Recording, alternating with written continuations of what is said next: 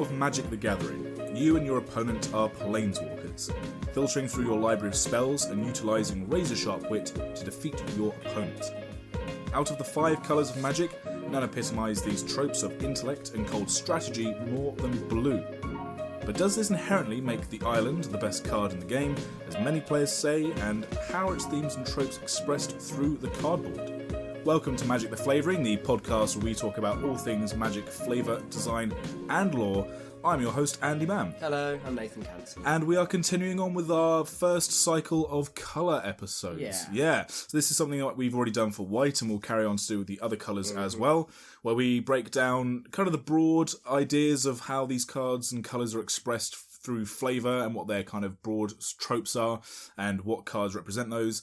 And then we've also been taking a look at how they were expressed in Alpha and seeing if any of the tropes in Alpha have carried through to the modern game. Yeah. And we did this for white, although I don't think we need to do it quite so much for blue. No, we had a lot to say for white because white's a hot topic at the moment, and its colour identity has it's a bit, I just want to say broader, but maybe it's easier to talk about. I think blue's identity is a little bit more focused, and I think, knowing us, we'll probably waff our way through to and make it exceptionally protracted, but it seems like an easier subject to kind of identify. Yeah, we've got less of there's less of a chip on Blue's shoulder at the moment. Like with white, there's a lot that we needed to discuss that talked about how it's falling short, how it could potentially be developed and improved. Yeah, basically we spent a lot of time in the last episode trying to make white not quite so shit. Yeah, or trying to understand why WotC wasn't giving it maybe the dues that it was. Whereas we need to somehow try and find arguments to how blue isn't still oppressive. Yeah, right. In its concept, maybe not practically. I think at the moment, I think we could both agree that green's probably had its best showing in recent Magic. Yeah, green's definitely been pushed. But I suppose that leads into the first big question of the episode, Nathan. And that is, why do blue mages hate fun? Well, sometimes it's important. Why do you, as a blue mage, hate Magic the Gathering and everyone that plays consent, it? Okay, it comes down to consent. It's okay to say no. It's okay to say no. It's okay to say no to things. Okay. If you just say yes to everything, then what's to stop the game from I think it's crazy? More like blue players just like the idea of being controlling and just basically getting to dictate whether or not I have fun in the game or not. Well, this is something obviously we'll find out going forwards, but I think that's just something from its initial inception. There are certain things in Magic, certain things in the game, certain mechanics, certain ideas that are just inherently more powerful than others. There's certain things that don't necessarily qualify one for one. Like one mana is not the same worth as one life. It's not the same worth as one card. It's not the same worth as one win. There we go. Oh my god. But yeah, so it's realistically those are your three like your main resources is mana, cards, and life. Yeah, and they're not equal. They're not equal in any way, shape or form. You can use life willy-nilly. Life almost, even though when you have 0 life you lose the game, life is probably the least important thing. Not even in all counts. There are plenty of places where you can just go, no, I've got this enchantment that stops me even dying when I get to 0. And it goes, hey, you know that basic fundamental part of the game where you die if you're dead? Nah, it doesn't matter for me. It doesn't matter. Carry on. Blue generally tends to have the cards that feel more douchey, but I think that just comes down to a simple matter of, like, especially when you're teaching new players how to play, like, this is something I found because I've taught quite a few people how to play. Blue's the colour I tend to introduce to people, like, at the latest point, because, especially from them, they're playing from their play point of view, because it tends to be a colour, especially these days, that's more reactive.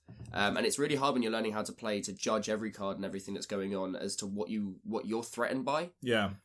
Like, in the same way that it's hard to convince newer players that life gain isn't really, really good, because to them, gaining 5 life should be the same as dealing your opponent 5 damage. Yeah, It's not, and it's kind of hard. It's a bit obscure sometimes of how, like, you have to explain and trying to educate and introduce these concepts. But the basic principle for blue is that it's trying. It does do a lot of things that are inherently kind of not unfair, but they don't feel particularly fun. All right, so the way I sort of view it, especially, so this is basically what we're talking about is the idea of counter spells, because counter magic, there's lots of different tropes, as we'll see, but counter magic is definitely the blue thing. Yeah, when people talk about nope decks or permission decks, they're talking about blue. Yeah. And I'd say it's far, and even though every colour still has this idea of stopping you from doing your thing. Every colour has answers to the certain thing strategies. With blue is that you go to spend your initial resource, which is your mana, to cast your thing, and blue gets to decide that you don't Yeah, the effects of you casting your mana don't matter. Yeah. It's almost like the white thing of where you don't even get to start doing the thing if you're like, say, play like, say, like a Rule of Flora and you can only play one spell a turn. And you're like, right, well, at least I've got to play one. With Blue, it's like, oh, no, go try and do the thing. And it's inherently really funny. smug. This is what I love about it, is most of the flavour texts are things like try again, or maybe next time put some effort There's in. a blue counterspell called Condescend. That should tell you everything you need to know. And the worst thing about it is you get to scry afterwards. It's so condescending. Oh, you don't get to do your thing. Let me look at what I'm going to be doing next. They printed a new card in Eldraine. It was a counterspell. Didn't say please. What?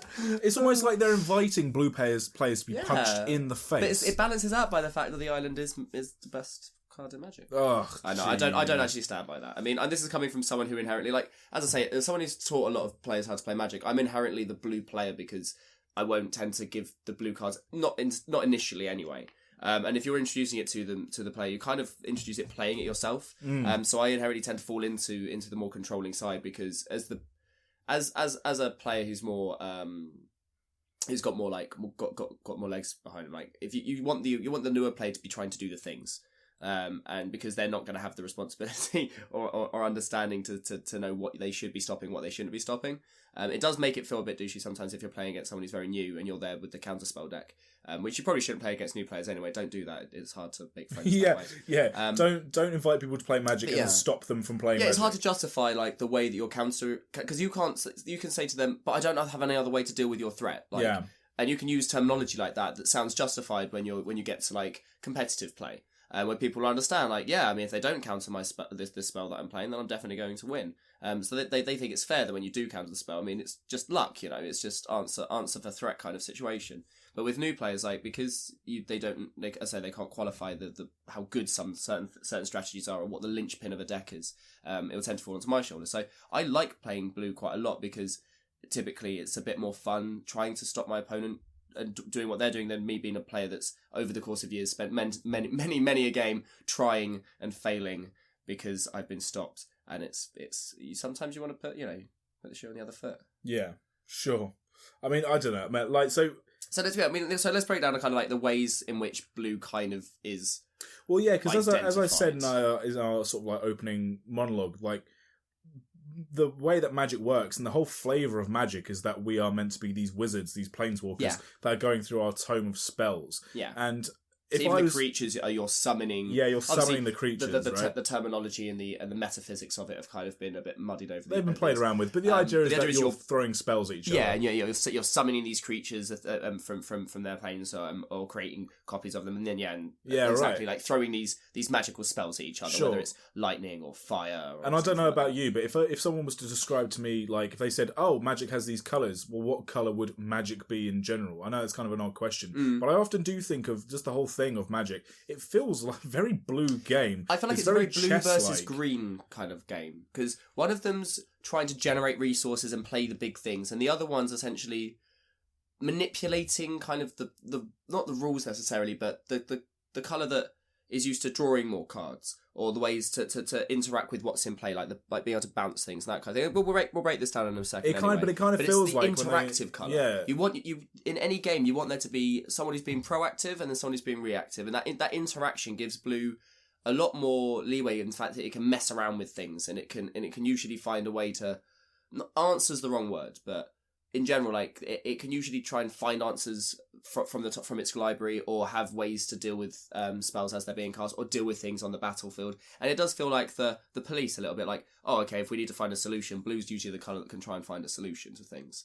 Yeah, instead of just trying to fight fire with fire. I guess I just kind of feel like when they were first designing the game, even before maybe they even had the colour pie, I don't know how they designed the game, whether they had the colour pie first or not, but I kind of feel like they made the game and it was essentially what blue does, and that was the initial game. And then someone went, well, what if we also have like these big smashy creatures, or what if we also use life as a resource, and then the other colours kind of formulated. Yeah, well, I guess if you think conceptually, like if we're playing as wizards, I mean, planeswalkers are just glorified wizards. Yeah. Wizards are inherently a very blue thing, and blue tends to be represented in its creature base by wizards quite consistently. Like if you have a wizard subtype and you're not blue, then it's quite peculiar. Like black would tend to have warlocks and witches and hags and that kind of thing, whereas you'll have pyromancers in red. You'll Yeah. have druids and shamans in green. Yeah. White doesn't have magic apparently. Well, not to beat a dead horse. I mean, but I suppose you get clerics. Clerics, so like, yeah. you get clerics. So you do. So that inherent idea of you being a wizard that's all this. Yeah, summoning a creature. If you think about it in terms of the metaphysics of magic, like you are creating a copy of it. There are actual cards in blue, like Phantasmal Bear, where you are creating an illusion of a bear. Yeah. And it's almost as if that's a direct analogue to what you as a planeswalker are doing. It feels weird when you have this really big creature spell and you realise, oh, actually, it's just like a magical copy. It's the metaphysical memory of what I'm doing. Actually kind of ruins it a little bit. Instead of being like, hey, let's find this horse that I can ride on, you just kind of like phase through it because it's not a real horse. Obviously, that's not how it works, but yeah, inherently blue is a hard one to like. We'll look at this as we go forward. It's kind of really hard to isolate down as having a particular flavour when it does kind of encapsulate the whole theory of magic as a game in general. Sure. I think it's definitely more focused though. Like, as we'll see, like with other colours, like, green has its big smashy creatures as a broad idea.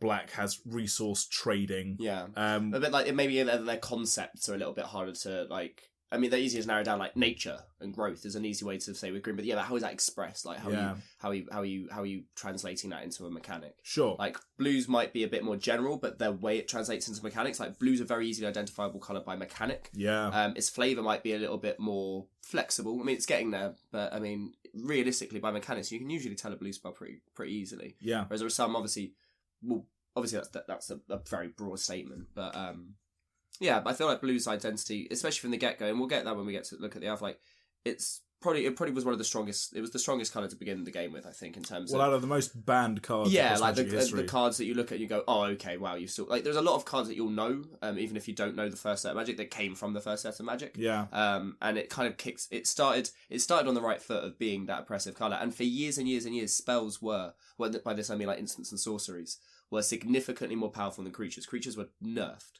And if you're looking at colours like white and green, which specifically kind of want to work with creatures, black had removal and things like that, but it still had a creature base, and red as well to a lesser extent still has removal and stuff, but it still wants to work with a creature base. Like if creatures are really poor, and black and red creatures tend to be on the smaller side, whereas white and green's creatures tend to be on the bigger side, and even then, like they had big drawbacks or something, things like that. Like spells were inherently a lot better, and they went. It was called Blue Summer or something like that, and then that was basically just entirely spell-based decks, and you had to really fight for a reason to want to play creatures. And that's why green these days probably has such a great boost, because the creatures over the last like 5-10 years have like the power creep on them is insane, and it's green that as a colour is going to benefit from this the most if creatures generically are going to get more powerful. I did air quotes there, which obviously you can hear. And if creatures are inherently getting better across the board, then green is going to get the biggest buff, because it was the one that focused on having the big, strong creatures in the first place. So if you push the envelope on all creatures, green's envelope, I mean, you might as well just rip the whole thing open, throw it out the window. Yeah. So, yeah, so essentially, if the game was based around, like, or the meta game at the beginning was based around, these spell-based decks, then yeah, blue's probably going to have a lot of very powerful spells. Yeah. Especially in its first set, which we'll get to, and it definitely does. All right, so so we're going to talk about the kind of broader aspects of blue. It's kind of the larger themes that try and encapsulate everything else, its major tenets, and then how those umbrellas kind of feed down into what we actually see on the cardboard and the mechanics we kind of experience. Again, this is an outline that you wrote up, Nathan. Yeah, so it's good. And you are, I would say, very much a blue mage, right? Yeah, again, as I say, like after when you play for as long as I've played, it's coming literally up to about 20 years now. You inherently become the reactive player more and more and more. Especially, again, I have a very specific situation because I taught a lot of people to play, so I tend to be on that side because I think all the decks need love, and some of my decks are blue based, and typically I play them over the proactive decks. So yeah, I mean, I tend to you'll see why as we go through, because a lot of the things that blue does, it does very well, and it does way more than other colours do. Yeah. And it usually does it in very strict fashions that are actually just, there's no direct analogue in the other colours to it.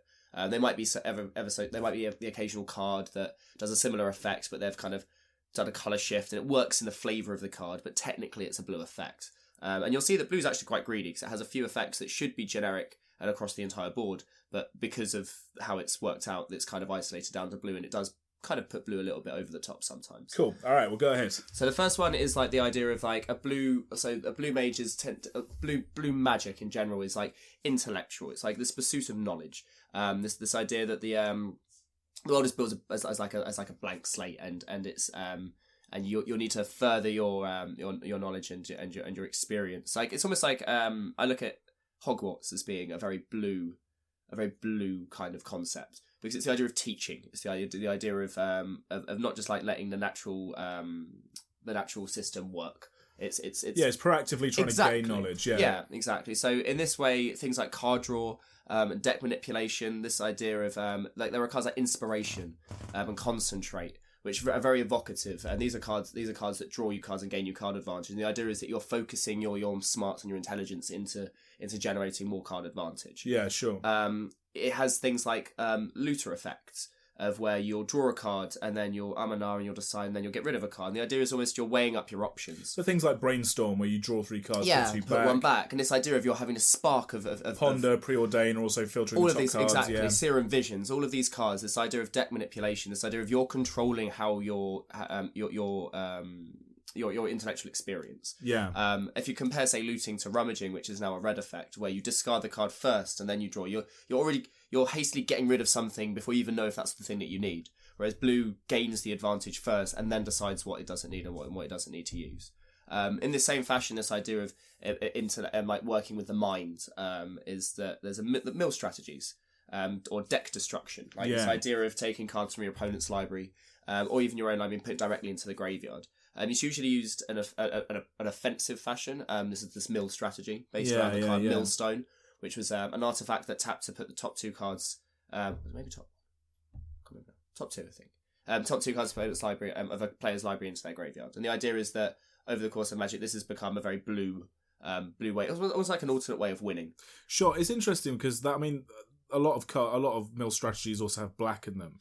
Yeah. And a lot of Dimir, so blue-black Dimir cards are like, so you look at like the Dimir Guild from Ravnica, that's got a lot of mill effects. Well, I think the idea is they wanted to try and find an identity for Dimir, and this idea of now Surveil is this idea of manipulation of the top of your deck into your graveyard. Yeah. The idea of manipulating, like this Thought Erasure idea, which is literally a card in the Dimir Guild. Like this idea of manipulating your opponent's mind and beating their mind. Yeah. It's kind of interesting that I was trying to think of as you were talking there about mill strategies, because in my head I went, well, that's more of a blue-black thing. We want to kind of focus on mono. I was trying to think of any like black cards that do direct mill, and of course there are some, but the big marquee ones are things like some of the Jace Planeswalkers. Yeah, or if you're looking at black specific, like Balustrade Spy, where you mill until you hit a land.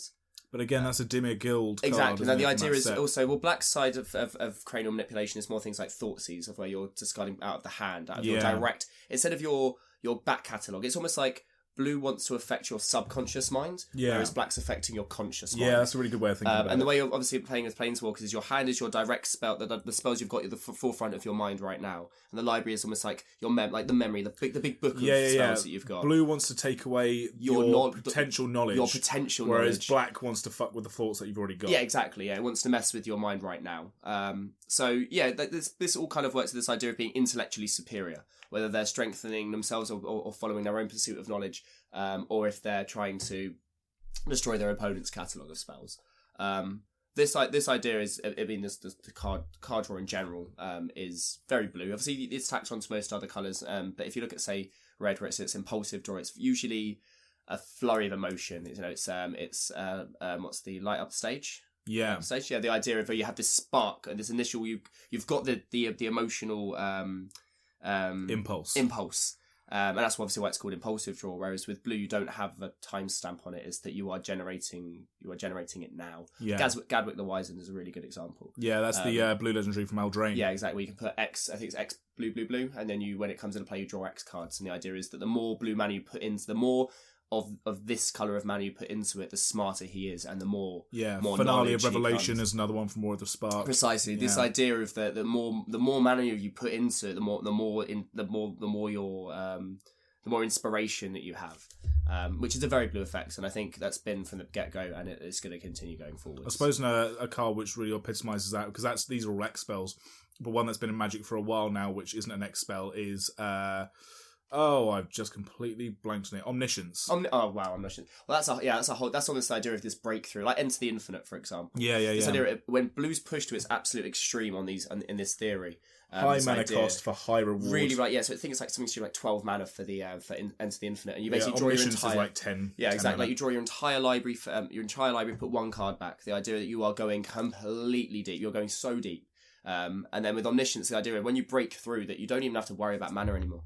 Like you get so smart that you're like, so it doesn't it. even matter. Everything is there. It's available, and the flavor text on it's fantastic as well. Because I think it's the idea of like when he was younger, he'd never even thought of the feats that he would potentially have in the future. It's really good. Have a look at it. And Omniscience is a really, really good card. But it's very oppressive. But it costs a lot of mana to get there, and the idea is that it takes a great deal of effort. You very rarely get card draw like 4 mana for 3 cards anymore. Yeah. You have to usually put in a bit more effort to get the cards out. So Omniscience's flavor text is, the things I once imagined would be my greatest achievements were only the first step towards a future I can only begin to fathom. By Jace Balera. It's like the Kanye West lyric of my futures, the present. Is the present my whatever, it doesn't matter. Did you just compare Jace Balera, the omniscient planeswalker, to Kanye West? Yeah, well, because Yeah, I edit these, by the way. That might get cut. That's fine. That's cool. Or I might just leave it in there just so to leave that hanging for all time. Yeah, I think he stole it from somewhere else anyway. The idea of it's not even original. I'm living in the future. My presence is my past. My presence is a present. Kiss my ass. And it's because I like the idea of that back then you didn't even think that you could possibly do what you could do. Anyway, whatever. Omniscience, good cards. Oh, Kanye West, the ultimate blue mage. I've now got to get an altar of Omniscience with Kanye West on it. I'm the greatest singer-songwriter of generate. Anyway, so the next big trope for blue is this idea of time and space manipulation. I'm going to quickly touch because I have it further down, but like blue tends to be the more magic-y colour. Right, okay. The more with so the idea being that more traditionally fantasy magic. I have the word arcana.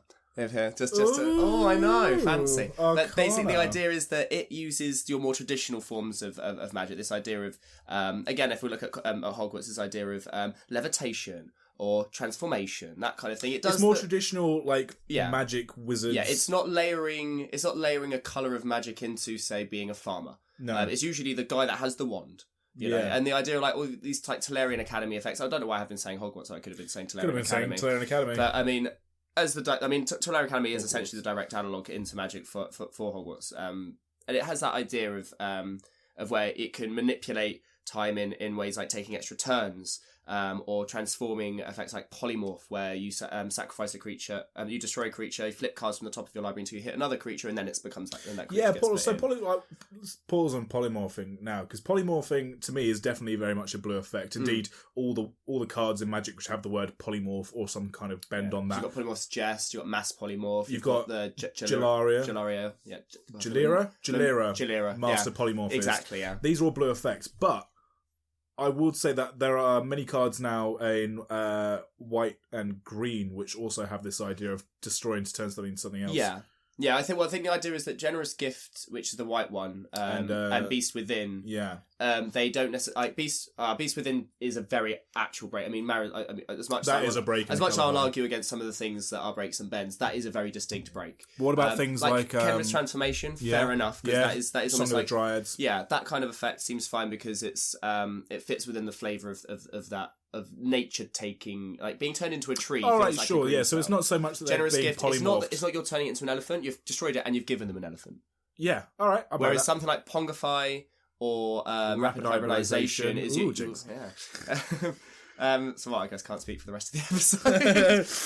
So the idea is that that's a 1 mana spell that destroys the creature, which is very outside Blue's typical effect, or typical pie, but it's actually transforming it into an ape or into this lizard frog, and it's an idea of almost turned a frog effect as well. That kind of thing of where you are manipulating its physical constitution, turning it into something else. It is literally transformation. It's been magically or biomassively changed. Yeah, exactly. As opposed to being reclaimed by some kind of natural hex. Exactly. And I know it's splitting hairs, but it does fit in with the colour palette quite nicely. Yeah.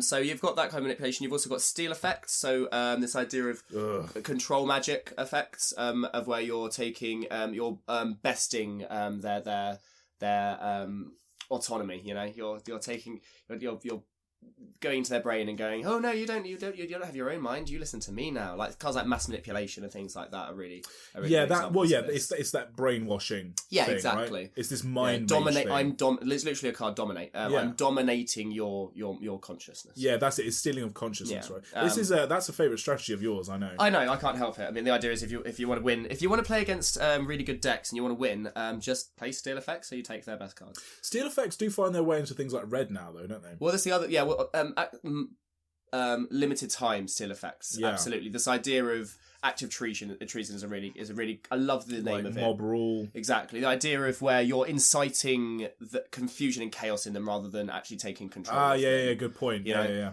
It's almost like you're turning it against their master rather than going, no, you're mine now. It's you're literally going, I've only got you for a turn and you're probably going to have to attack back the other person. Yeah, kind of thing. Red is inciting insurgency, whereas blue is actual mind wipe. Is actual like mind wiping, right? Yeah. And I'd say that we touched on the extra turns thing because but extra turns is literally something that you only really find in blue. Yeah, I can't think of another. It's been dialed back massively because it is obnoxious to the highest extreme. But also, as far as Magic is a game, much like many games, but Magic specifically is definitely a game where every card in Magic is almost there to break or bend the rules in some way or another. Yeah. And blue especially is a colour that is along with black, I think. But taking extra turns isn't so much breaking or bending the rules of Magic. It's like literally going, the game is no longer the game. I'm going to be playing it until I win. Yeah. You can just sit there now. Yeah, especially when you look to like where in the formats we play at EDH, where it tends not to be one extra turn, it will be multiple extra turns. Yeah. With things like Expropriate or Narset doing doing crazy things and taking 4 extra turns each. And it's but the idea is obviously they're trying to do like time manipulation. Like Teferi is a fantastic example of a blue mage that does this a lot. Yeah. He loves time magic. Either slowing it down, quickening it, that kind of thing. It also works in this regard with like untap effects. This idea, or tap effects, this idea of either slowing creatures down, things like sleep paralysis. Or sleep. Or sleep, exactly. Or claustrophobia, exactly. This idea is tap down effects. Yeah, this locking your opponent, and again, it's supposed to be mental. The idea is that you're fatiguing, and you're you're fatiguing, and constricting them. It's Petrificus Totalis, you know. I don't know. This is going to be the Harry Potter episode. Is that another Harry Potter reference? Yeah, absolutely, 100%. Yeah. Could you stop? Okay, sorry. For those that don't like J.K. Rowling, you are correct. She's ruining her franchise. She's ruining her own franchise. But as well as having tap effects, there's also lots of untap effects as well. This idea of being able to get one more use out of an item, or one more use out of a creature. There's a lot of those kinds of effects, which, again, weirdly enough, you can abuse massively. Yeah, funny. So it has a lot of time and space manipulation. Blue.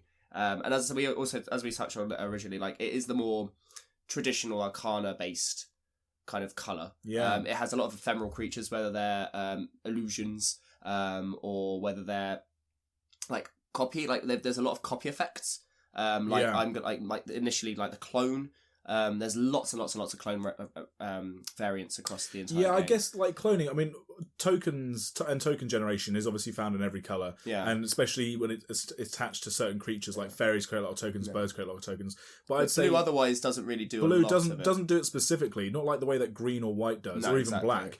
Or red. In fact, all the other colours have much more typical whereas token blue, generation. Blue is definitely the one where it goes, I'm not going to create millions of little guys. Instead, I'm going to create an illusion or a copy of this thing. Yeah, exactly. Yeah, very cool. Yeah, because it tends not to be, and this we haven't like necessarily said it specifically, but blue's not a very creature-based colour. When you're playing the game mechanically, you tend not to have as many creatures as your blue. Traditionally is like oops or spells. Exactly. And you can draw go. You can literally just draw play your land, and just leave it because you're playing mostly with instants and sorceries.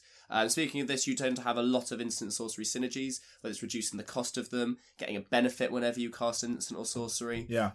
Again, like based in last few recent sets, there's a lot more wizard strategy. So we are moving more towards having a few more creatures involved, and they will tend to work with effects that whether like when you cast your second spell.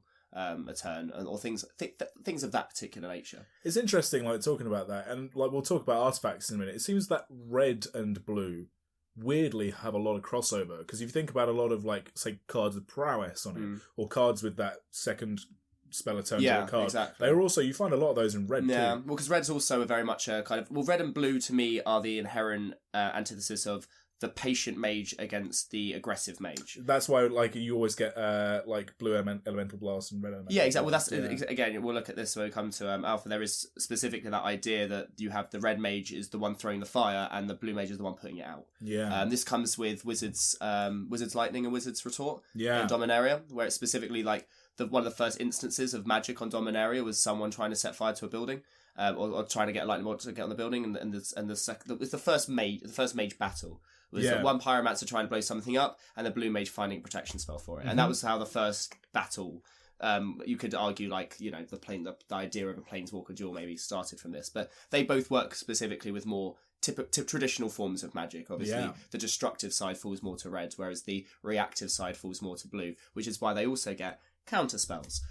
Typically, you won't get them in most other colours. If you do, it's usually a specific colour hose. Whether you're playing something like not Autumn's Veil, but there was another one from a core set a few years ago where they did a cycle, and it's like basically prevented a blue spell from being a way to prevent blue or black spells from being cast against them. There's Dash Hopes, which was a black counter spell, but it costs 5 life. It also has other colours tend to every now and again have them, but it's such you have the like cards Imps counter. Mischief and like Lapse of Certainty. Yeah, exactly. Like there are every now and again like an outlier, but they have to massively like jump through hoops to make it work. Red. Yeah, it's almost like there's temporal distortion. It's black, and you can take an extra turn only if one of your opponents doesn't lose half their life. So there are ways to flex effects if you add this whole big caveat to it. But typically, blue is the counterspell color, and that's one of the inherent things that makes it very strong, is that not only is it drawing 3 more cards a turn, but it can answer no matter how much mana you spent on it. Yeah. It can answer it probably for a significant amount less. Yeah. And that card advantage, along with mana advantage, is what makes it so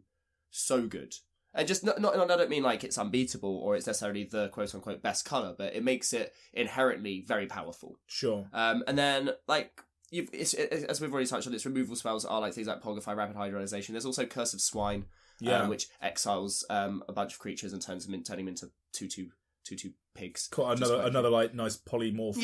Yeah, exactly. But that's their way of removing things. It's not destroying it; it's manipulating it into something else, or stealing it from you, or locking it down and putting it to sleep. Like it doesn't have any real direct. Once it's on the board, answers. It does have things like unsummon, like bounce spells, which basically cards that return creatures to their owner's hands. And you can use those reactively to protect your own things, or you can use them proactively to stop an attacker coming at you. And again, you're not removing it.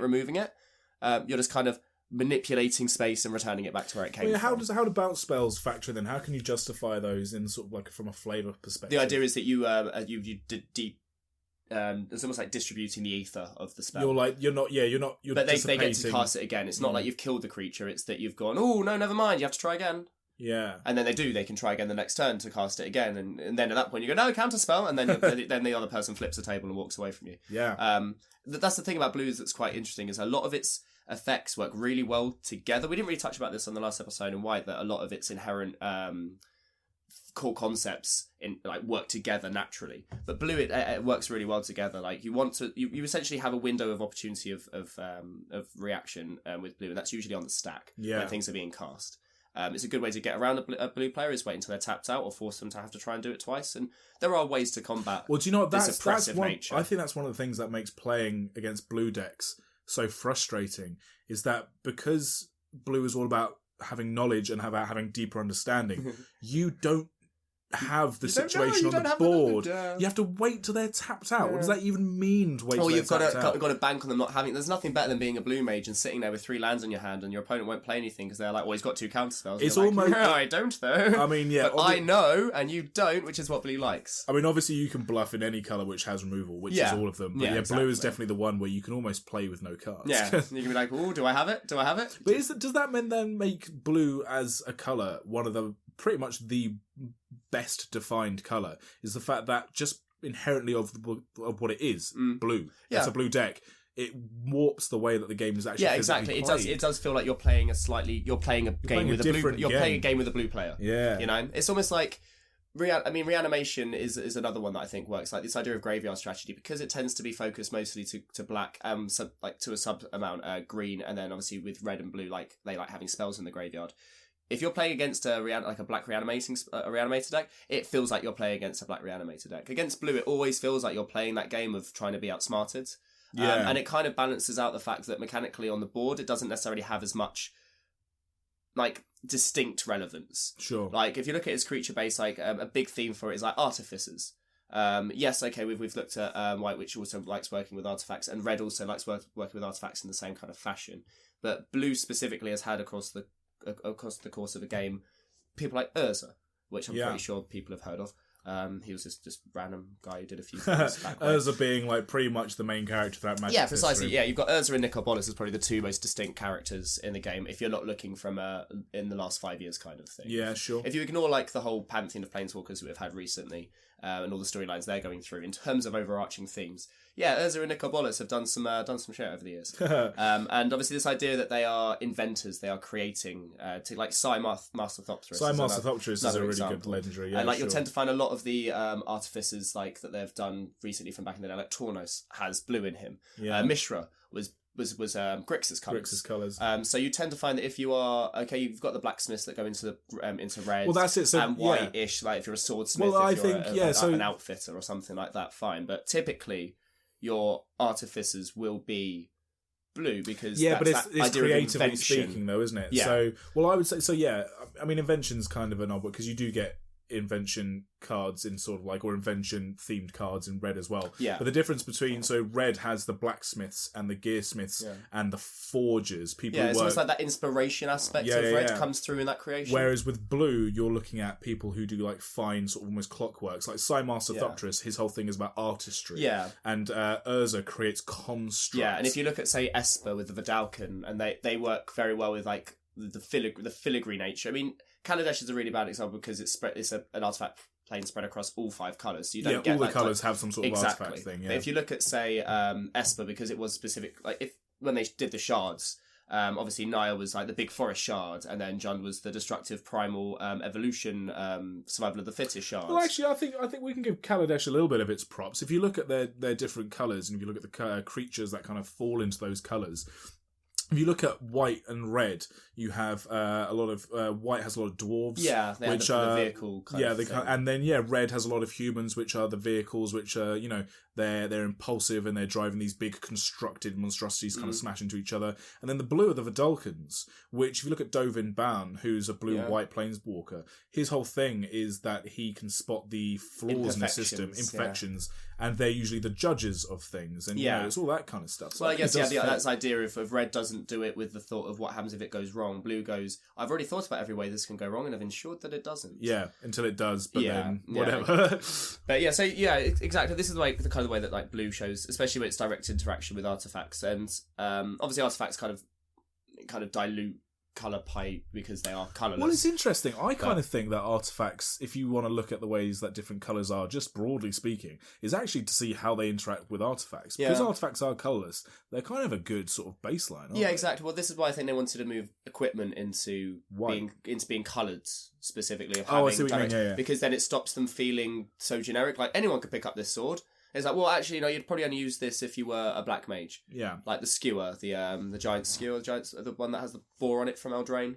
The one that makes foods whenever it does combat damage. Yeah, the green one. Yeah, no, it's black. It's Blick. What am I thinking of? You're thinking of the wolf's saddle. Wolf saddle. No, I'm not. I'm thinking of I'm thinking of very different. I'm not thinking of the legendary equipment. I'm thinking of just a generic one. I can't remember what it is. But yeah, the idea being that if they move equipment because it becomes too generic. Yeah. Into you want to move it away from being available in all colours. General artifacts that just do a thing. Would technically, like, it's almost like if you what kind of mage would have made this? Yeah. And typically it would have been either a blue, a white, or a red mage. Yeah. Like, it's very rarely going to be a green mage, and it's very rarely going to be a black mage. Yeah, true. So typically speaking, and obviously we've got massive lore and history for certain artificers, again, as it being the main predominant one. So it does kind of directly tie more this idea of that if you're making things, you tend to either you're not going to be able to make creatures because you're going to make the illusion of creatures. Obviously the spell side of it is already an inherent blue thing anyway, and then it was almost like their creations are going to be these artifacts, these intricate machines. Like, if the first person to make a car, I wouldn't expect to be anything other than a blue mage, because it takes such forethought and consideration and trial and error to get there that I feel like that fits more into Blue's pursuit of knowledge. Sure, yeah. And this idea of development and intellectual evolution. I suppose if you look at sort of the Magic's primary example of an artist in terms of a recurring character, if you look at Tezzeret. Yes. Tezzeret's a blue mage through and through. Yeah, right? And obviously he's had influences of black because he is, again, not a very nice guy. Also, the whole Nicol Bolas influence thing. But yeah, he was initially, he's a blue mage through and through, absolutely. And he works with, artifact creation. Yeah. But then look at Pir and Kiran. Obviously, I know they're from Kaladesh. And Pir and Kiran Nalaar. Yeah. Yeah, but theirs is about revolution. Yeah. And the fires of invention, right? But because when they fought, because I think it was Kiran and Tezzeret that fought against each other, and she was trying to make these these little little birds and things like that, whereas Tezzeret was making these weird monstrosities with piercers. Pir fought Tezzeret. Yeah, exactly. Yeah. And he's making all these horrible spider, it was obviously not of Kaladesh, his blueprinting for it. It was more carnal. Yeah. But he is a very angry man with a very short fuse, so it made sense. I mean, I'd be angry if 2/3 of my body was metal. Yeah, I mean, it looks pretty cool though. Hey, my arm's a planar bridge. I mean, who else can say that? But he didn't even make his arm in proportion to the rest of his body. No, I know. Imagine if it had been like that Rick and Morty episode where it's just this giant, it's just hulking up. It's just oh no, you actually just walk through the arm. It doesn't make a planar bridge. No, you just actually have to walk into my armpit. Anyway, so moving on to the mechanics. You keep trying to throw these other intellectual properties into Magic the Gathering. Magic can carry itself, Nathan. It doesn't have to be all Hogwarts and Rick and Harry. There's nothing wrong with analogy. There's nothing wrong with You're right. I'm sorry, buddy. It's okay. It's okay. All right. Anyway, so mechanics. Looking at the kind of mechanics that Blue usually works with. This is kind of creature based, because there are still creatures that Blue plays. There are specific types and creature types that it works around with, like merfolk, fairies, sphinxes. Sphinxes are properly up there as being. I mean, are they exclusively blue? I know you get blue, white. Arjun, no, that's about it. To be fair, Arjun's blue, red, without me pulling up Scryfall. And then you get what's his name? Medamai, the ageless, blue-white, who's blue-white. But yeah, no, they're always blue because the idea is that they are an intellectual creature, and I guess this is where a matter of natural expression of blue mana as opposed to the tapping into blue mana, because there are two sides obviously to the idea of mana. Is how does it manifest naturally, and then what color do you need to draw from to do the thing. So yeah, before the recording, I was quizzing you about where do sea monsters, krakens, leviathans, serpents, where did these fall into the idea of blue? Because in my sort of thesis on this is that they are, if you take away their natural habitat, they are still just big, dumb creatures. Yeah, if you look at, say, a Courier, which will be coming out going forwards, I'd be surprised if the behemoths off the sea aren't also green. Arixmethes could have very easily been mono blue, but realistically, it's a continent of a creature. Of course, I like the idea that he is also literally physical land. Right? Yeah, well, yeah, which is obviously why you can tap him for mana. Yeah, but I mean, this is the answer I ended up coming to is to summon a serpent, what color mana would you have to call upon to summon a serpent? And it comes from the ocean, and inherently certain types of landmass will have certain ley lines of magic of mana going through them, and obviously the sea is inherently tied to blue. Yeah, and it's that idea of how does blue mana naturally manifest, and if it manifests itself into these sea creatures, then it makes sense as to why a serpent is blue aligned rather than green aligned. Sure, I think my problem with it maybe is that although in the sort of earlier sets, these big serpents did have some sort of drawback, like they had island walk, or you had to have islands in play. Yeah, a lot of those big, literal Leviathan needed you to tap blue each upkeep to be able to keep. Yeah, so things like that, which meant that you couldn't just do the green thing of having a big smashy creature. Yeah. I think that kind of went to the wayside with a lot of times. Yeah, but they then didn't more recently, caveats on the big creatures because it made it feel like it made it hard to justify being worth it, being I've got to pay 4 mana every upkeep. Sure, but then more recently they have done things which I think are thematically a lot more blue with them. So you look at Shadows over Innistrad, you had Thing in the Ice. Yeah, Thing in the Ice. Which was the defender that flipped after you played a bunch of instants or sorceries. There was the idea that you were trying to seek the knowledge of this old eldritch creature. Yeah. Fleet Swallower in Ixalan. Yeah, that's a good one as well. I mean, that is just a big dumb fish, but at least it had the mill strategy. I like things like Nazahal, for example, the Primal Tide, of where whenever your opponent plays whenever they play an instant sorcery, you get to draw. So it's punishing their knowledge, and then you could Then you can bounce it. This idea of these big creatures, like this comes back from a creature called Morphling, and it used to be able to be a blue to give it either +1 +1 -1, a blue for -1 +1, a blue for I think it was unblockable, and then one is like a bounce effect. I can't remember off the top of my head, but it's one of those inherent blue finishes because it had self protection, and this was back when you could stack damage. And you could do some silly things with it. But the idea is that these cards that have an inherent way to defend themselves, as well as being a big dumb thing that needs to sit and play to kill you. There's a lot of them that you can like. What's the one from? There was one from Khan. Sea Lake Ancient. I think you could bounce. You could return. Pearl Lake Ancient. Pearl Lake Ancient. Exactly that kind of very trope. Good. Deep cut. Yeah, right. Well, there's these idea of these big these big serpents that instead of requiring something of you to be viable, instead they give you an option to keep it viable by having a big payment of whether it's discard 3 cards or return 3 lands or that kind of thing. Yeah. But yeah, so the thing is like, so those are kind of like the creature types that you tend to work with. They tend to either be the kinds that are more tricksy, things like fairies and merfolk that are a bit more, they're manipulative. Well, the fairies are at least manipulative, whereas the merfolk are quite secretive. The Sphinx are intelligent. Vidalcan being again very intelligent, and as you say, like looking into like the imperfections and perfections of things. They're very they like specificity. And then if you're looking at serpents, leviathans, octopi, all those kinds of things, big sea creatures. Those are like your typical blue creatures. Yeah, the things that tend to have some sort of like enigma about them or some sort of mystery. Yeah, well, that's the idea. And we'll look at this when we get to Alpha of where that comes from initially. But it's that conceptual. That also there's a lot of blue creatures that are like elementals. Elementals are massive. Air elemental was air the elemental one? and water element. All 4 of the elements are in Alpha. Red gets earth and fire, and then blue got water and air. Yeah. So the idea is that you have almost this.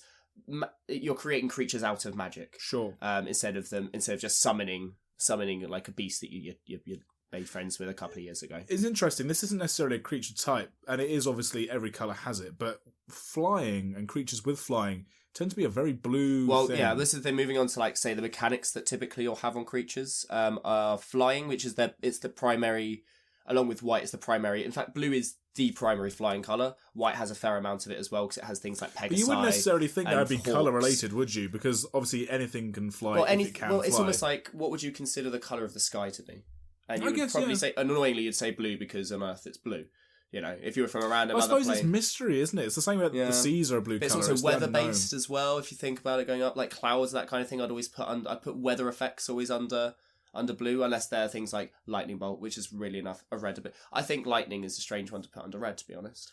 No, because it's an expulsion of energy, isn't it? Well, of course. But unpredictable expulsion of energy. But I guess the idea is that I feel like weather manipulation, which actually hasn't really come up too much, but I would put that more under blue in my mind, even though mechanically it fits more into red, like lightning elemental and things like that. It makes more sense as a red ability. But then I suppose, would you say that things like when you go to planes like Zendikar and you see sort of elementals made up of the earth and made up of Well, I guess rocks. that's the thing, because that's an earth, because it's a natural system, whereas blue inherently doesn't go for natural systems, it goes for like you're creating I don't know.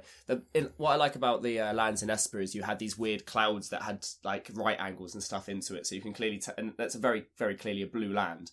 And they had like the trellis effect in the constellation in the sky. It was almost like mathematical weather. The night sky was made up of like graph paper grids. Yeah, exactly. Yeah. It was really interesting for that. So I don't know. I mean, I guess in my mind I put the elements like that into. I guess the whole point is that they split the elements earth and fire into red, and they put water and air into blue. So that's why my mind kind of sits in that regard. Yeah, that makes sense to me. But yeah, I mean, flying does feel like more of a. I guess that's part of why the colour pie works, because if you directly affiliate certain things to that colour consistently over 25, 26 years, then it's going to be ingrained. I suppose that makes sense to give blue flying. It's like having first strike in black would be really weird, but why? Surely assassins would get that. Death touch works for assassins, don't get me wrong, but first strike for assassins, that should work. Glissa the Traitor is a Golgari. Yeah, I know, but that's like she's a massive weird break anyway, like because she's green and black and works with artifacts and has first strike. Yeah, it's weird. I love her. Yeah. She's great. But the other one that they get is like they get flash, which is the ability to make anything that's not any creature or enchantment or artifact that doesn't that basically can play at instant speed instead of playing at sorcery speed. Haven't touched on that particularly, but Blue tends to work a lot with instants as well. It used to even have, back in the day, interrupts, which you could only play in response to someone playing an instant. It was almost like first strike for instants. Yeah. Of where, well, yeah, but my instant's even more of an instant than your instant is. And Blue liked working with that quite a lot. And then in that same regard, hexproof. Like, hexproof is predominantly a Blue ability. This thing of where you can't touch my stuff, but I can. Like, back in the day, Shroud was a big thing where no one can target your super hexproof. But yeah, exactly. If anything, it was more of a hindrance because you couldn't then interact with your own creature. Stuff. Yeah. Which feels better. It feels less oppressive again, because if I can affect my creature by shoring it up with all this equipment and enchantments and stuff, but you can't touch it, that feels way worse than, well, no one can touch it. Like, it's completely immune to magics. But that idea of where if you're the colour that works well with spells and stuff that interact with creatures, like bouncing them and stuff, then probably your creature's going to be really good at having that as a defense. Green also has a lot of hexproof, because you'd expect your big, stupid, big, dumb creature, you kind of want it to have some resilience to being targeted by spells and abilities, which makes sense. Yeah. Also makes sense for green, and obviously we'll do a whole episode of green, but it makes sense for green that they have natural protection against, like, manufactured magic. Yeah, exactly. And then if you're looking at, like, non-creature-like mechanics, things like proliferation, like, falls quite nicely under blue, this idea of anything that's got a counter on it, regardless of what counter it is, because artifacts have had everything from charge counters, obviously +1/+1 counters, -1/-1 counters, all that nonsense. This idea of proliferation is this furthering of production.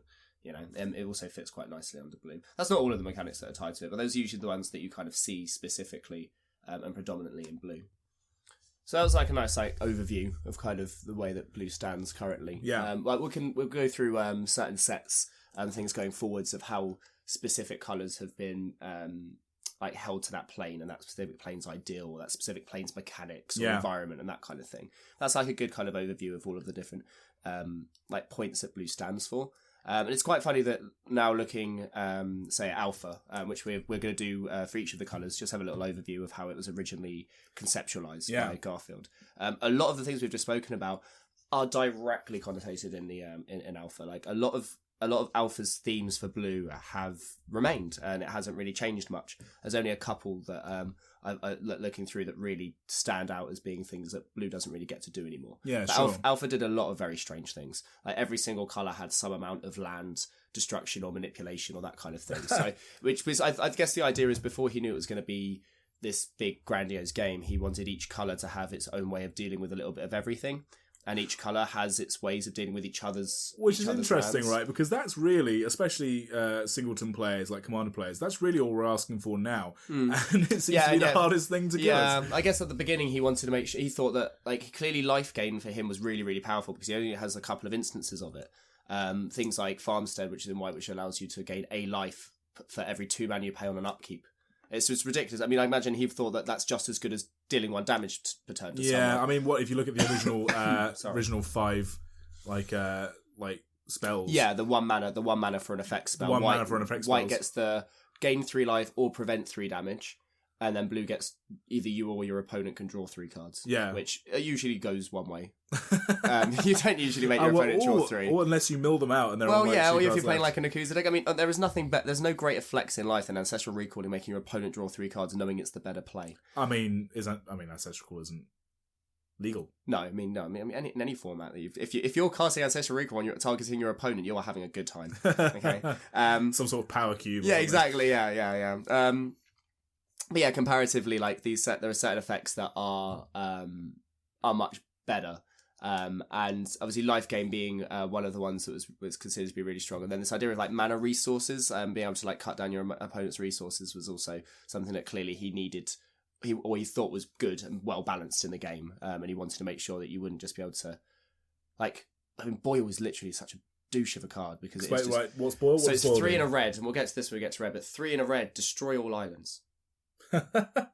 Like, but that's funny because if you look at it in the other, like, none of the other colours have such a actual Q in it, like an actual straight up. No, what colour are you playing? Yeah, right. Next game, please. Yeah, I know, but do you think then that was and maybe it's because the designers at the time knew that blue was going to be? Also, what other colour has the ability to go? Yeah, tap 2 islands and counter that.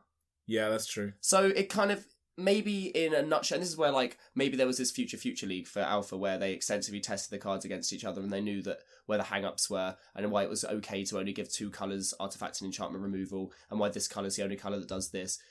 All that, or they just completely guessed and threw everything against the wall and thought, hey, there's enough spaghetti on the wall. I'd like to give more credit than that. Of course, absolutely. He has a PhD, for God's sake. I mean, he absolutely put more thought into it than that. But the fact that he did give the only destroy all of this particular type to one colour and then have the other colour have the only real way to go, actually, no, I'm okay, thanks. Yeah, sure. Is probably very well balanced. But isn't it interesting that how well all the other colours either evolved or left things to the wayside, blue kept that up and seemed to be pretty much the only colour which had that well, I guess going for I it. guess the idea is because it was the only colour that had it, either you move it to another colour or you completely remove it from the game, and they only really started completely removing certain things from the game beyond anti, because anti was ridiculous. Oh, so you had to kind of bet your own cards. For yeah, basically you had to flip the top cards of your deck after shuffling, and then that would be what you were playing for.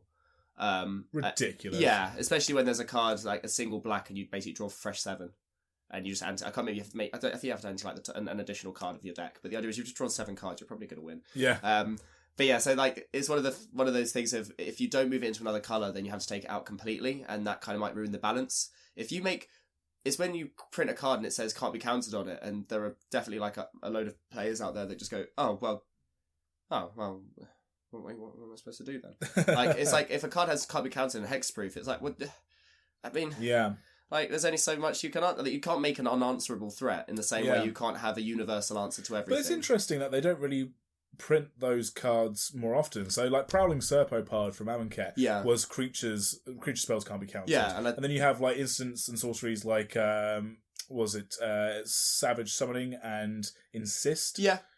Why aren't those in every set if counter spells are potentially in because set? counter spells have been dialed back to not be quite as good as, like, you tend to sit at 3 mana now. Like, control decks will either have very narrow counter spells like Negate or Essence Scatter, where it specifies a specific type that it will be able to counter and not the other one. You don't want a universal answer. There's a reason why people say, when they reprint Counterspell, it's like, because it's just a little bit too good. Yeah. It's like when we had Lightning Bolt back, we had Lightning Bolt and Llanowar Elves back, and yeah, it was great for that, but it warps your the whole metagame, because you couldn't play anything that had 3 or less toughness that cost anything more than 2 mana, because you just get bolted. Yeah. And you couldn't print really, really good 3-drops because you could just go turn two off a Llanowar Elf. You could just go turn, and you'd have to make your 4-drops even better to compete with the 3-drops that you're able to play on turn 2 and that kind of thing. So it kind of giving someone everything.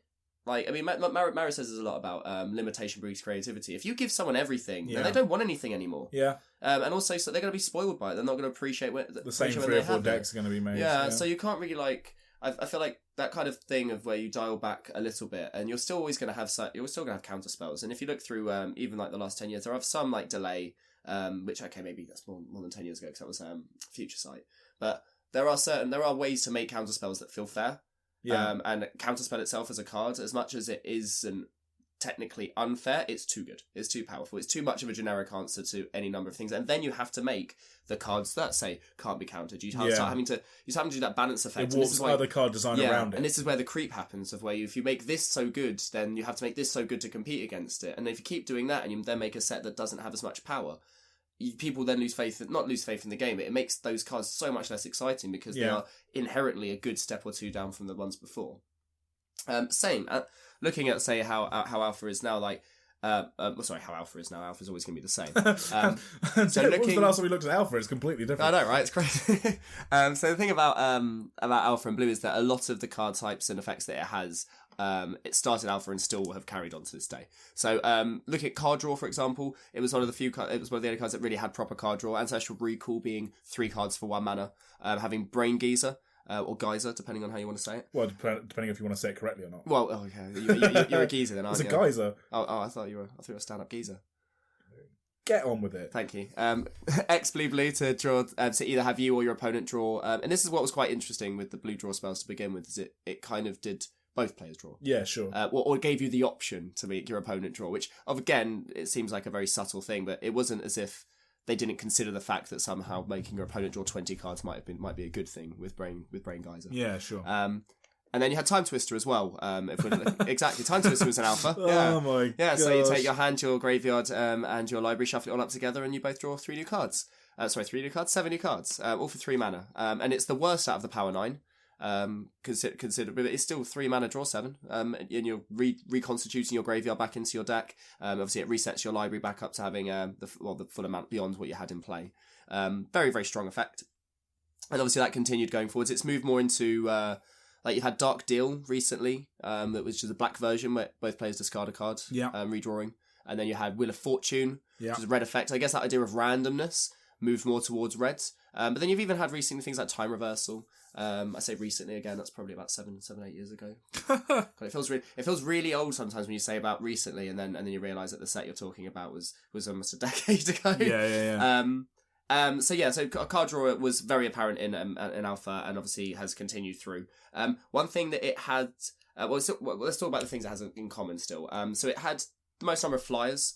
It had things like Air Elemental, Mahamoti Jin, which like they're 2 big flyers. It also had Phantasmal. What was it? Just looking through the card list. Yeah. I don't have a commitment of. I'll tell you what, like that's definitely a creature type with Djinns. That's definitely a creature type which, although they have brought back every once in a while. Yeah, you got Tempest Djinn in Dominaria, but that felt like it was a throwback. Sure, but then even what was the Djinn in the MNR2 pre-con, the 3 Wishes? Oh, one? Djinn of Wishes. Yeah, Djinn of that Wishes. was I think it was Corset. I think it was 2010, Magic 2010. That was in the pre-con though. Yeah, exactly. Yeah, but that had already been printed like a good. But I like that as a creature type. Again, it's these kind of mischievous genie enigma thing. Yeah, I like that. And they could push those into black as well. I kind of think. Yeah, well, I think they could probably do those. Well, I think Sphinx has kind of taken over that idea of that intellectual being, and also Jin's are kind of genie specifically are kind of tied to like objects. I mean, I guess you have what's the other guy? Master of the Lamp. Yeah. What was his name from Dominaria? Oh, sure, the legendary creature. Zarid, something like that. Yeah. Whatever, I can't remember every card. It's crazy. But I like that idea. And actually, I think they could probably... I mean, after we discuss Alpha, we might talk about where we'd like the colour to go. Yeah. I'd quite like that. Some sort of lamp, some sort of genie lamp. Or I like the idea of tying, in vessel. the same way that we think we should be tying white more towards enchantments, then blue should have more of this... It's almost like the phylactery lich kind of thing. Phylactery, that's the word I'm looking for. That's black for a 5/5 indestructible, but you had to put a counter on an artifact you controlled. And when that artifact was gone, then the lich died as well. That idea of putting your soul. I mean, that's how liches worked. Yeah. But yeah, so in terms of coming back to Alpha, like it had a lot of flyers in blue. You had Phantasmal Forces, which is also a 4/1 flyer. You had Phantom Monster, which is a 3/3 flyer. It had a lot of flying, which is, is good for the colour because it gave it some reach because it didn't necessarily have good strong ground creatures. It had a couple of walls, but realistically it's basically trying to get in the air, which made cards like Serra Angel significantly better because it allowed you to fight on an even playing field, and white was the only other colour that really had a significant amount of it. Sure. Copy effects, things like Vesuvian Doppelganger, and Copy Artifact and Clone were all in Alpha. So you had a generic 4 mana copy something. You had a 5 mana copy. Copy something. Clone was 3 in a blue, 0/0, comes into play as a copy of a creature on the battlefield. Yeah. You have the Vesuvian Doppelganger, which did the same thing, but 5 mana, with some added extra complicated text about advancing and returning and nonsense like that. There's another version of that came out in Time Spiral. But I think the idea is that in your upkeep you can have it change into a different one. And then you also had copy Artifact. Cool. Along the same effect, you had Steel Effects, you had Steel Artifact, as well as Control Magic in the same set. Steel Artifact. Yes, you had literally the card Steel Artifact, so you'd still basically take their best thing, which I guess, especially in Alpha, you had things like, Black Lotus isn't great because you had to crack it a response, but you had the Mox in Alpha, so it's likely we're going to get something poor, but it was 2 blue, and you control Enchanted Artifact in the same way that Control Magic was 2 blue, you control Enchanted Creature. Yeah. So you've not only got, I'll copy what you've got, it's just after that also, then I'll steal it as well. Yeah. So obnoxious. Just utterly obnoxious. Yeah. Because it still obviously it had counter spells, it had Spell Blast, as well as Power Sync, as well as Counter Spell. So what you notice with Alpha and Blue is that it doesn't just have one of this type of effect, it had like multiple of these effects. And if you're drafting this, then like you're just going to If you're drafting Alpha, you have billions of pounds, I'm sorry. But well, like back in the day... Yeah, I suppose they... I mean, I don't know. Did they draft these sets? No, I don't think. I think back in the day, you just crack packs. Yeah, you'd crack packs, and you would trade your Black Lotuses for Shivan Dragons any day of the week. Then you have so there were like water-based theme. This idea of pirate ships. There was a pirate ship, Sea Serpent, the Merfolk of the Pearl Trident, as well as Lord of Atlantis, Water Elemental. those kinds of effects. This idea of weather, I say it had an elemental as well as a wall of air. There's almost like the creature base is very nice and identifiable as being also like almost ephemerate.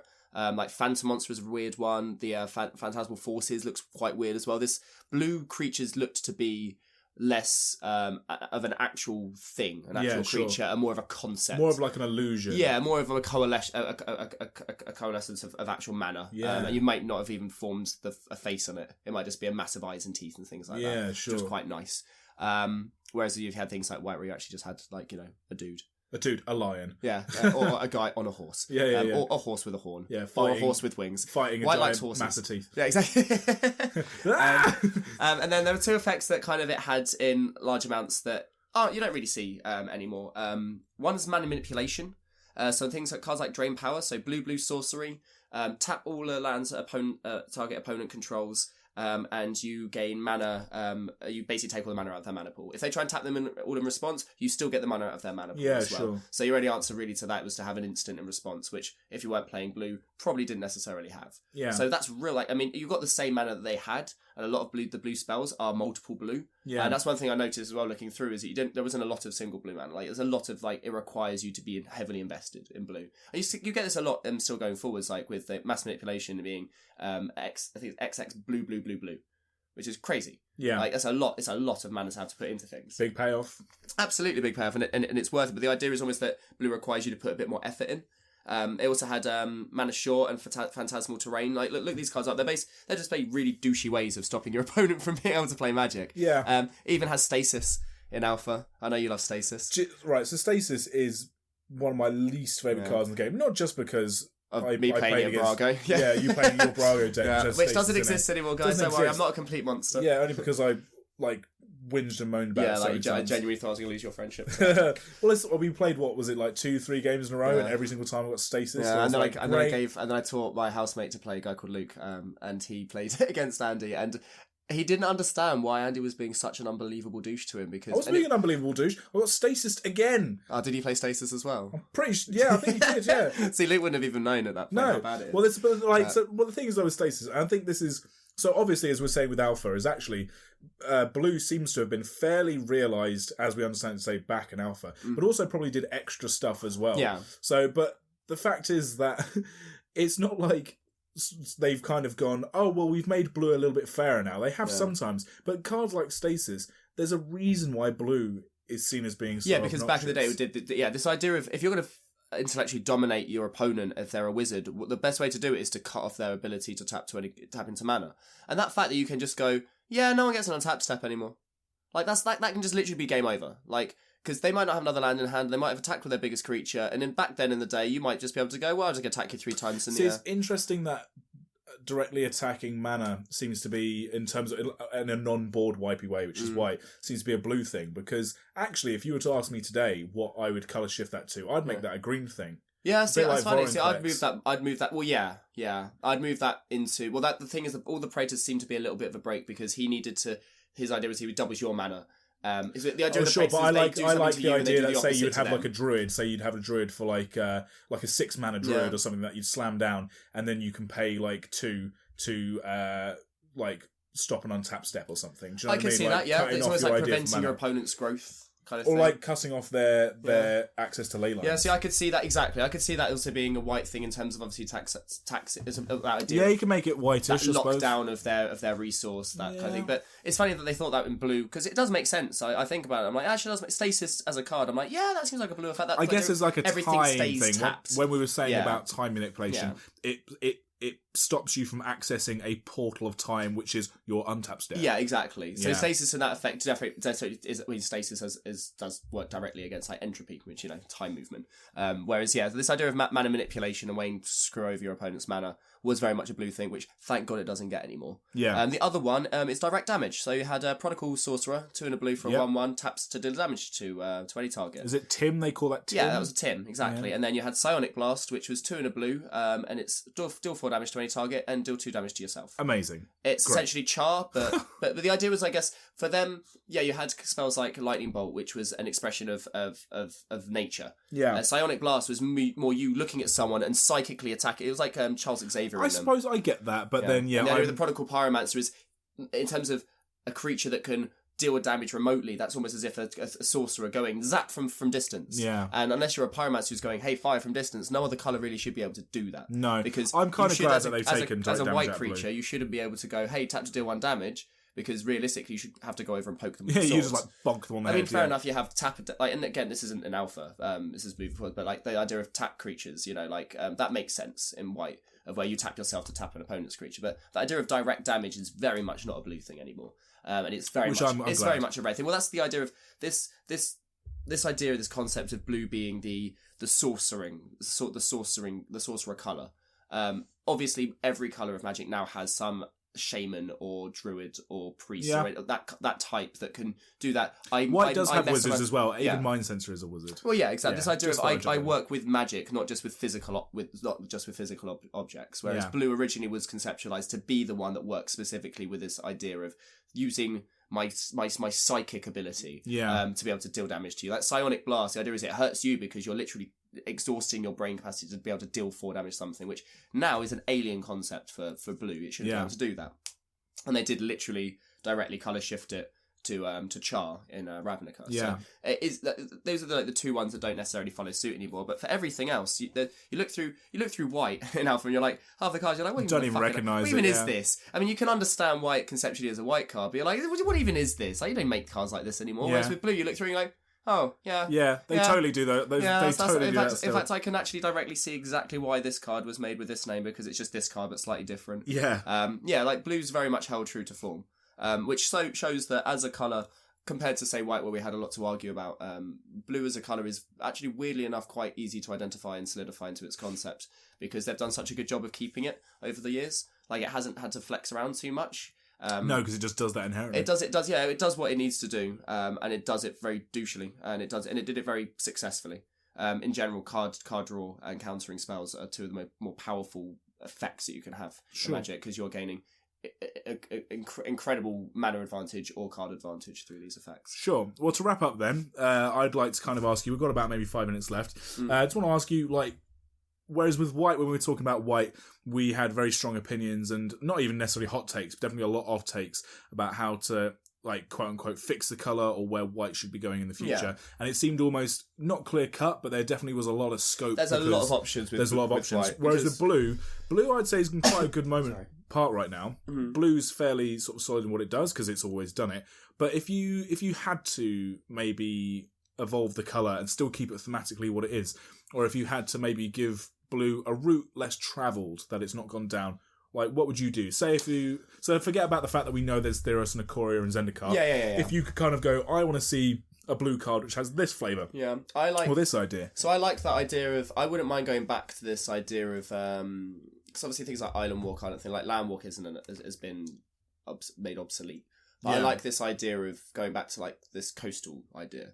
I wouldn't mind seeing a water-based plane, like, even if it's like actual, like, water world where like 80 to 90% of the planet is entirely water-based. Sure, I mean, Ikoria could be that. Exactly. I wouldn't mind seeing something like that. The other thing I would like to see is in general, I'd just like to see more permanent use, a bit like creature-based. Like, if you can't flesh out blue to have a good solid creature base, and I loved the idea of wizards. I love the Dominaria like wizard thing, and I've been trying to build a couple of EDH wizard decks. The problem is that they're all 1/1s that do something weird and wacky, and you kind of need 4 or 5 of them to work together. And they have done this in the past, but I wouldn't mind seeing it come back a little bit more. So I feel like you've lost that identity, that wizardy identity, and it's kind of become a little bit more generic, because you have like the crabs or your drakes and that kind of thing. And fair enough, I mean, over the years you can easily identify about 10-15 cards that make a colour feel bland and generic and uninspired. But I think the thing about blue is it kind of already does everything well enough.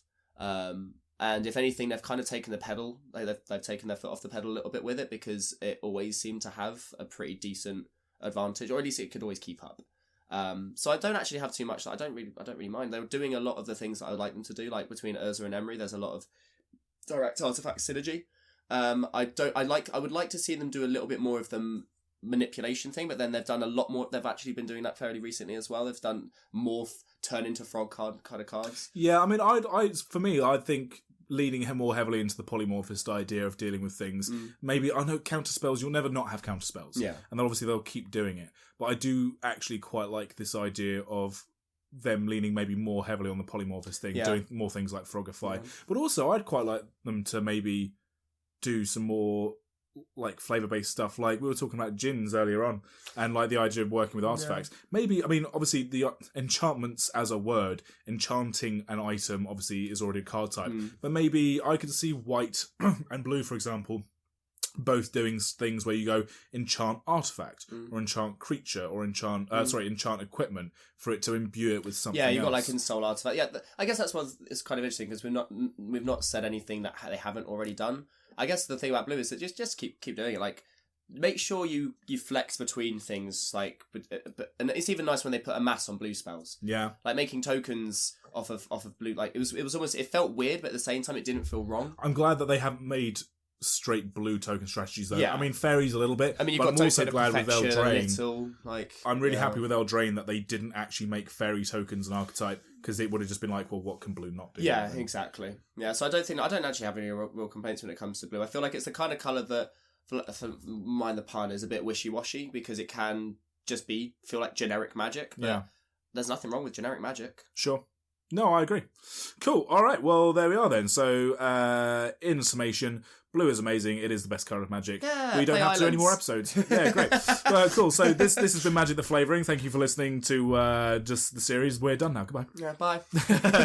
All right, guys. So we will be continuing with our colour cycle episodes, moving into the reigning colours of Magic. Shocking, next will be black. We'll be black. We'll be doing the full Wooburg. So listen out for that. But in the meantime, please listen, share, subscribe, comment, all the kinds of things that whatever platinum, all the good things that your platform allows you to do. Please keep doing it, and we hope to see you soon. This has been Magic the Flavouring. Thank you for listening. Take care.